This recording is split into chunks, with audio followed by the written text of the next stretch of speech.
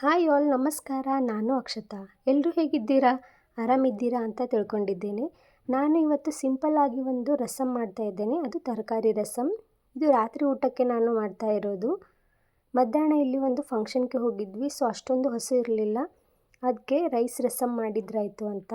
ಹೇಗೂ ತರಕಾರಿ ಇದ್ದು ಆಲೂಗಡ್ಡೆ, ಟೊಮೆಟೊ, ಈರುಳ್ಳಿ, ಸೌತೆಕಾಯಿ ಮತ್ತು ಮೆಣಸಿನ್ಕಾಯಿ ಇವೆಲ್ಲನೆಲ್ಲ ಹಾಕಿ ಸಿಂಪಲ್ಲಾಗಿ ರಸಮ್ ಮಾಡ್ತಾಯಿದ್ದೀನಿ. ಒಂದು 10 ಮಿನಿಟ್ಸಲ್ಲಿ ಆಗಿಬಿಡುತ್ತೆ ಫ್ರೆಂಡ್ಸ್.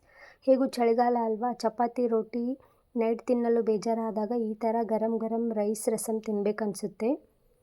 ಈ ಥರ ರೈಸ್ ರಸಮ್ ಮಾಡಿಕೊಂಡು ಸೈಡಿಗೆ ನಾವು ಹಪ್ಪಳ, ಸಂಡಿಗೆ, ಉಪ್ಪಿನಕಾಯಿ ಇದ್ದರೆ ಅದರ ಜೊತೆ ತಿಂದರೆ ಇನ್ನೂ ಸಖತ್ತಾಗಿ ಟೇಸ್ಟ್ ಕೊಡುತ್ತೆ. ನೀವು ಒಮ್ಮೆ ಟ್ರೈ ಮಾಡಿ. ಚಪಾತಿ ರೋಟಿ ಬೇಡಾಗಿದ್ದರೆ ಈ ಥರ ರೈಸ್ ರಸಮ್ ಮಾಡಿಕೊಂಡು ಮೇಲೆ ನಿಂಬೆಹಣ್ಣು ಅಥವಾ ಹುಣಸೆ ಹಣ್ಣಿನ ರಸ ಹಾಕಿದರೆ ರಸಮ್ ರೆಡಿ ಆಗುತ್ತೆ.